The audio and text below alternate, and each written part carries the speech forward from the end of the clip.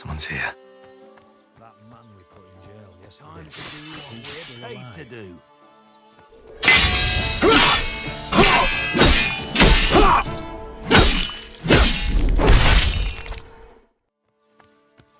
He served under Skeleton.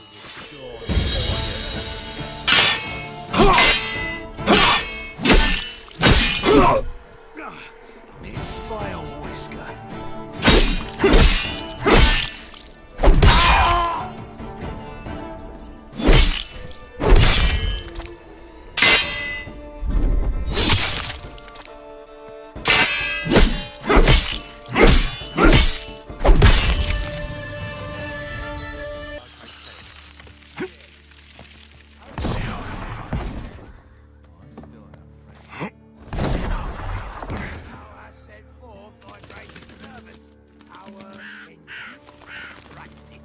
Sure, it'll work.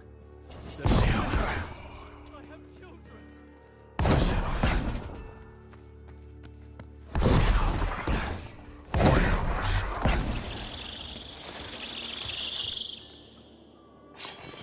Better be quiet. To blood. Humans talk too much. Open up! You're scaring my lads. Right. What is it about? Just a little help. All right. Once again. Go about your day.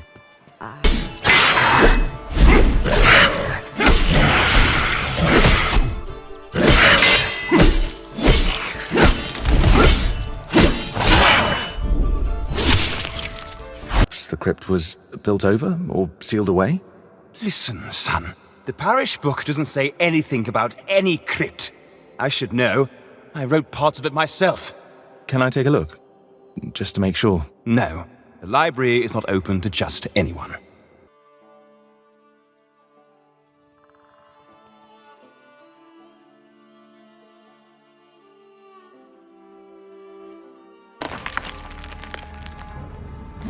Wait, are you Mihai?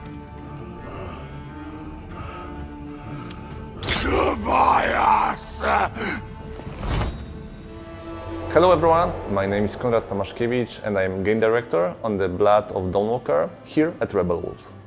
The Blood of Dawnwalker is a dark fantasy action RPG set in 14th century Europe. It's an open-world, story-driven game which serves as the first chapter of our original saga.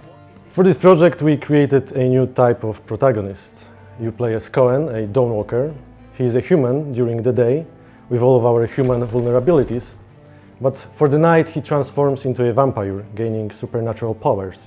This creates a unique gameplay dynamic. We call it a dual gameplay loop, and I'm pretty sure the players will find it quite refreshing. Coen's main goal in the game is to save his family, as they were captured by Brancis, a vampire lord that currently rules over the valley. He has only 30 days and nights to achieve this goal. And what happens if he runs out of time? Well, it surely doesn't end the game. His family may suffer some consequences, but we will let the players discover what exactly happens in this scenario. Wait, are you Mihai? Each quest moves the time forward, and it's entirely up to you to decide how you want to spend this resource. You have to manage it and face the consequences of your choices.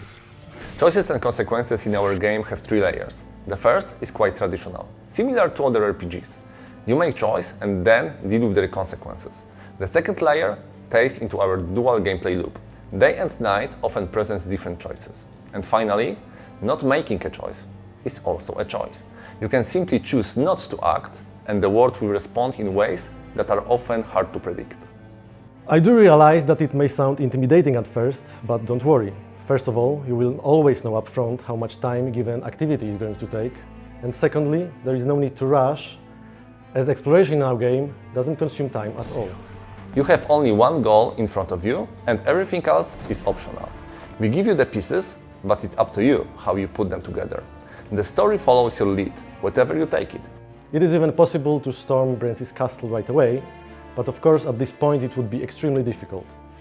So instead, we encourage you to explore the world, finish different quests, find allies, and level Coen up to make the task at hand easier. Everything in our game stems from the duality of our protagonist, including the combat, of course. During the day, when he is a human, he is able to fight with a sword and use dark magic, which is carved on his body as runes. We are drawing from various combat archetypes and creating something new. We built responsive directional combat that is intuitive, immersive and fluid. It's easy to learn and fun to master. And at night, after he turns into a vampire, he becomes faster and stronger, gaining an ability to fight with his claws and teeth, and a few other vampiric powers.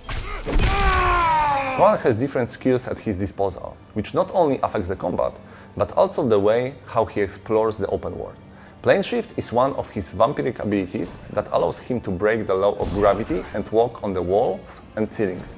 Another example is shadow step, which allows Coen to teleport on short distances. Thanks to these abilities, we can find unique ways to complete the quest. We are really grateful for your feedback and we can't wait for 2026 when the Blood of Dawnwalker will release on PC, PlayStation 5 and Xbox Series X and S. Thanks for watching and enjoy the rest of the show.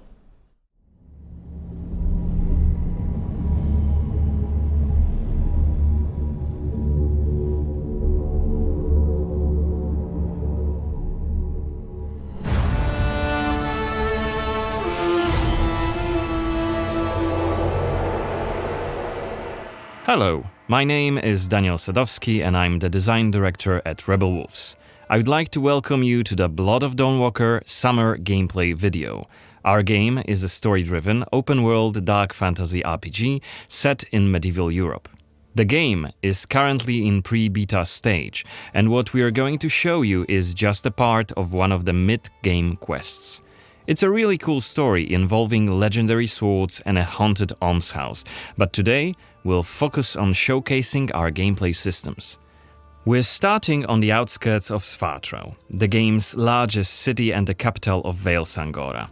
From here, we could head anywhere the eye can see, explore ancient ruins or sabotage vampire blood transports. But it's not just about where or when you go. It's also about how you approach the main quest and shape the story, making each playthrough uniquely your own. For now, we're following the road.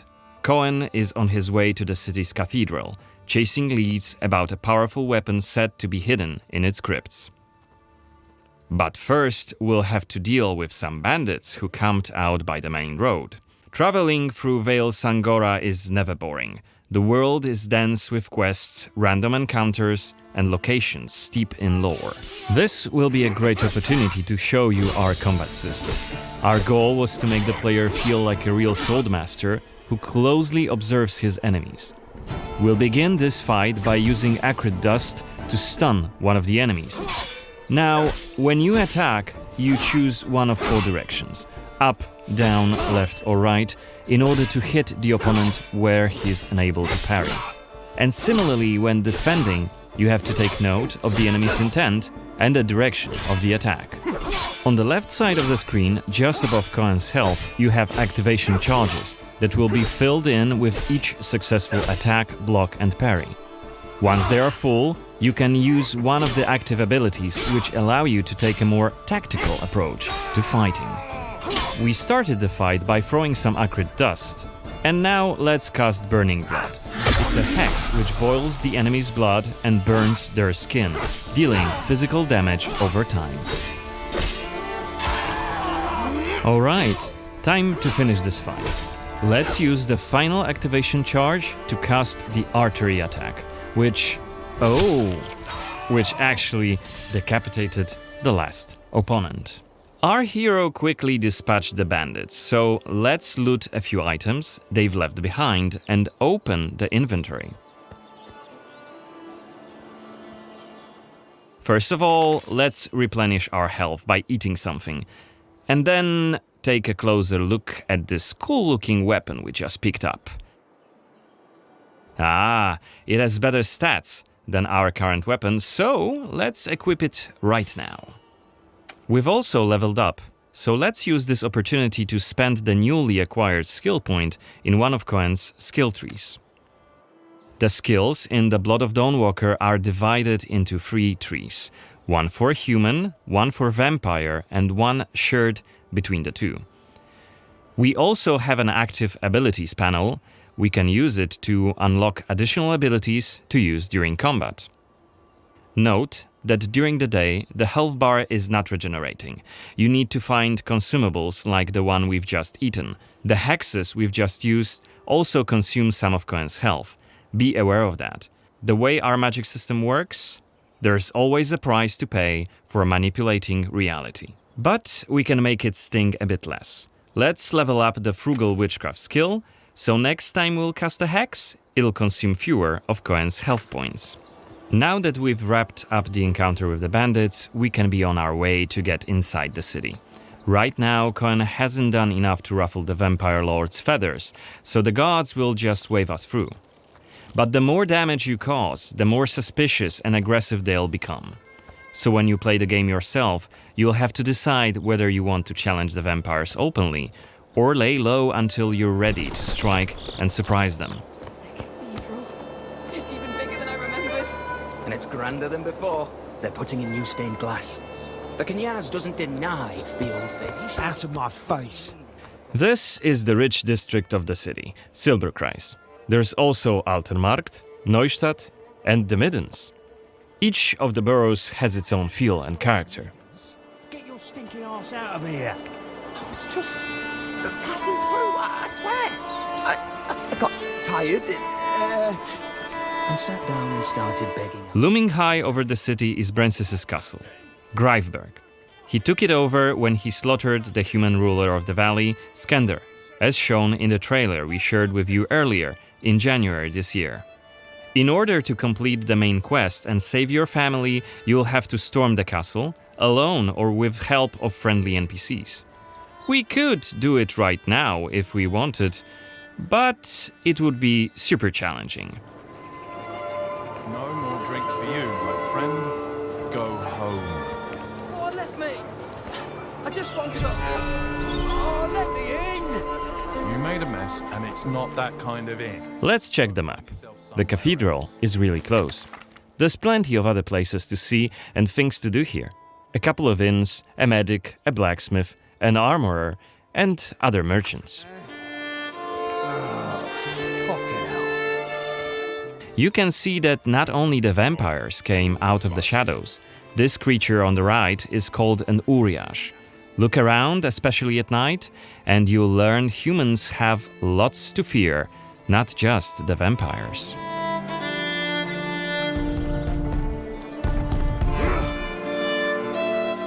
And here we can see guards pounding on some poor guy's doors. What is it about?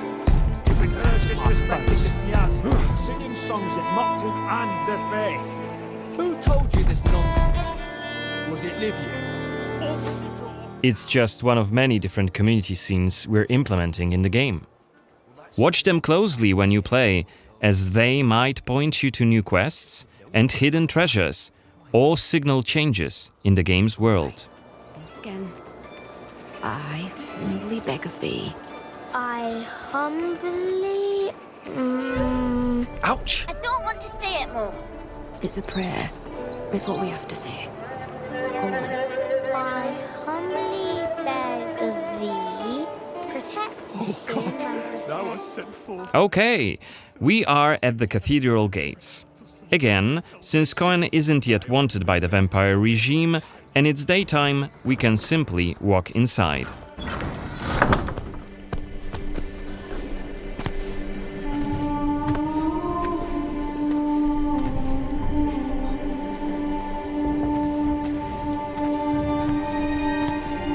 The baptism of a newborn is a solemn moment, doubly so.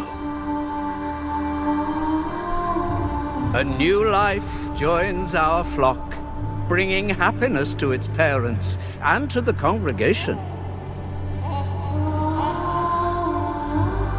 Natus ex sanguine est, alitur sanguine, et in sanguine morietur. Ego te baptizo in nomine Dei. Amen.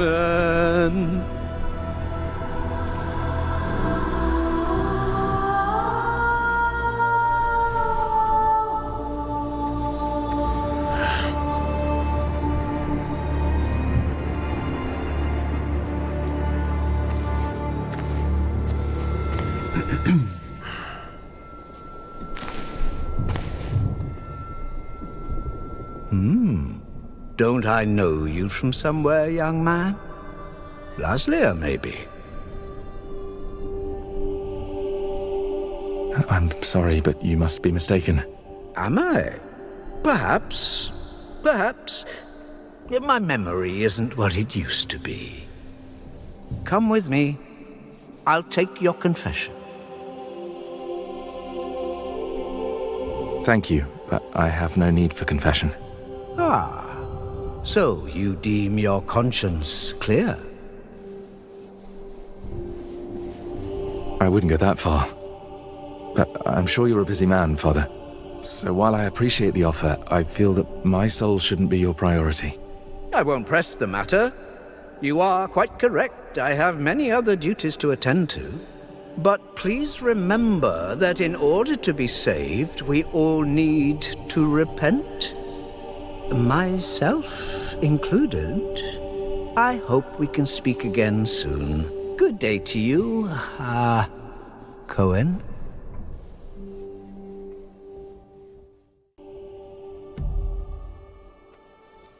What we saw right here was just one of many cutscenes we recorded for the game, which smoothly transitioned into a dialogue scene. We use cutscenes to highlight key scenes or showcase interesting bits of lore. Like this blood baptism. Creepy, isn't it? The core feature of the Blood of Dawnwalker is the dual gameplay loop. Remember, Coen may be a human during the day, but he turns into a vampire at night, and has a different set of skills at his disposal. And this is just one variable that affects our quests. Depending on when you tackle a particular quest, what choices you've made earlier, whom you befriended, or whom you've angered, your gameplay and story experience will be very, very different. So each quest is a complex structure with multiple possible paths leading to the end goal. We maximize players' freedom and agency, offering you a narrative sandbox to play in. I wonder what secrets may be concealed up there, just beyond Coen's reach. And how do we get there? It's impossible to do during the day, but come night, it's an entirely different story. Let us explain what we mean by taking our current quest as an example. During the day, we got inside the cathedral without any problems, since it's open for all to see and Coen doesn't yet stand out from the crowd. The scaffolds, though, are outside of his reach. But climbing them won't be a problem for the vampire, who has many more exploration abilities at his disposal. Bear in mind, Coen has not completed the quest yet. What's more, there are still a few clues to be found in order to solve this story. It's worth mentioning that narrative sandbox also means that we may completely abandon this quest and follow a different path to defeat Brensis. For today, we're focusing on the gameplay part, so let's see how we could tackle this particular quest during the night. We're starting right after dusk, as a vampire, on the rooftops of Cathedral. Right now, we have 22 days left to complete this goal. This counter is always displayed and you will be warned each time it's pushed forward. So you have to be aware of the time, and it's more of a resource you'll be spending than a racing clock.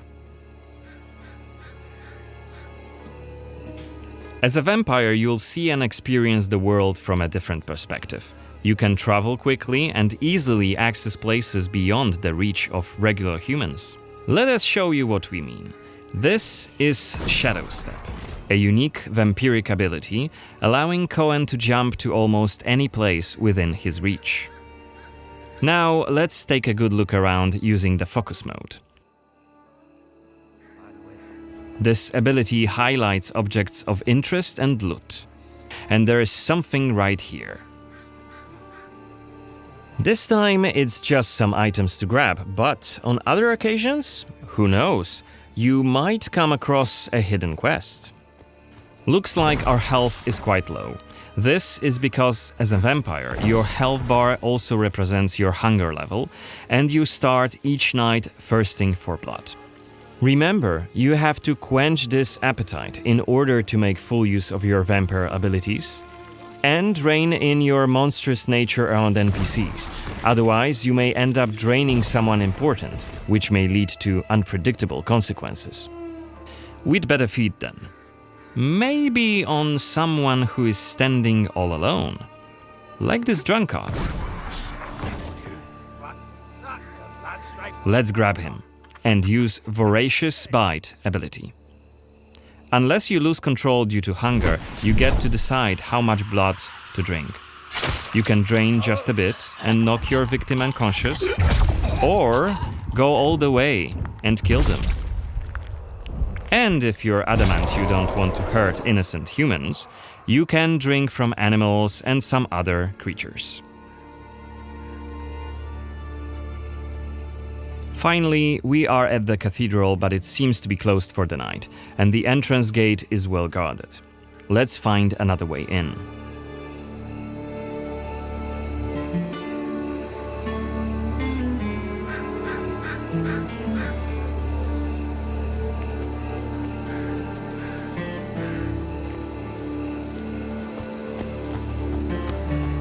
Shadow Step is not the only vampiric ability you're gonna learn during your playthrough.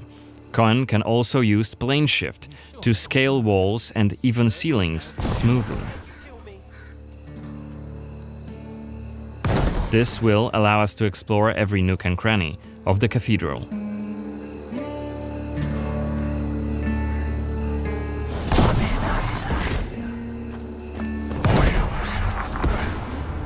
Blood to blood.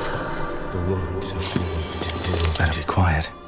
You shall become Kenya's prince. Is that voyeur's Xanthi? What the hell is she doing here? What is she doing? Is that a ritual for the blood gods? You shall want for nothing. They're covering up the old paintings. Why? One of the workers must have left it. Seems that the cathedral complex is quite big. The main building, cloisters, inner courtyard. The entrance to the crypt could be anywhere. Won't get anything done just standing around. Still. This was a scene investigation, a mechanic we used to zoom in on and showcase key clues. This time we had a chance to learn more about the vampire's plans. Looks like they're keen to cover up the old frescoes, so that's something we could take a look at. This way we could learn more about the cathedral's past. Blood to blood. Looks like we aren't alone here. Underneath us there's a group of blood guards, soldiers hooked up on vampire blood, which makes them stronger. And one of Brances's vampire allies. It's Xanthi, the oldest vampire in Vale Sangora, and quite a powerful lady. Let's descend and check what's going on.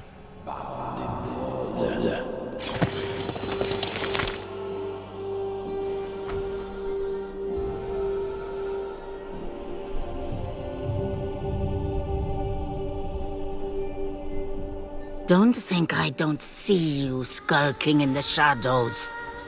Come out!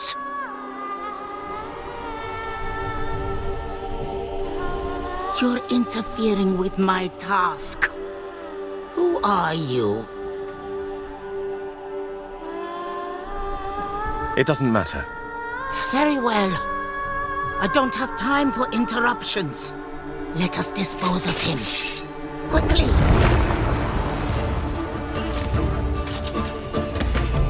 You withstood it. Fascinating. Coen is using his claws to attack when in vampire form. Blood guards are dual-wielding opponents. Their attacks are pretty strong. Of course, even when fighting with claws, combat is still directional. Don't worry, Coen can still use his sword as a vampire. You haven't lived alone.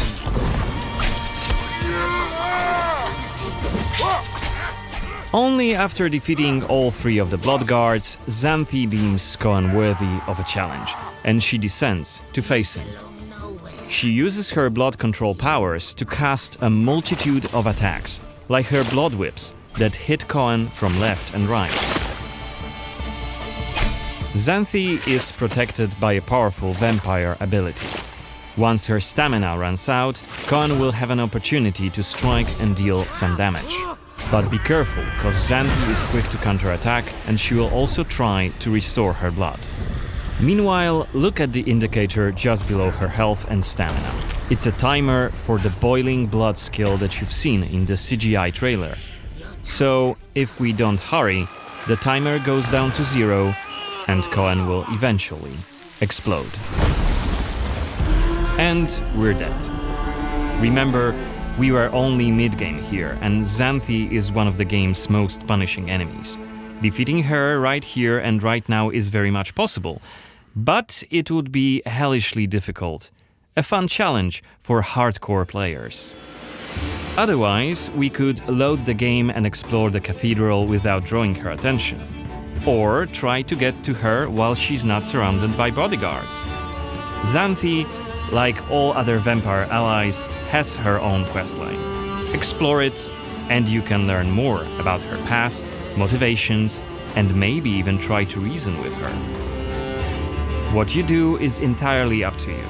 Remember, our design principle is the narrative sandbox. There is no difference between main quests and side quests. There's just different stories that you weave together into your own unique adventure. But that's coming in 2026. For now, I'd like to thank you for joining me on this gameplay video presentation. We've just shown you a tiny glimpse of the Blood of Dawnwalker.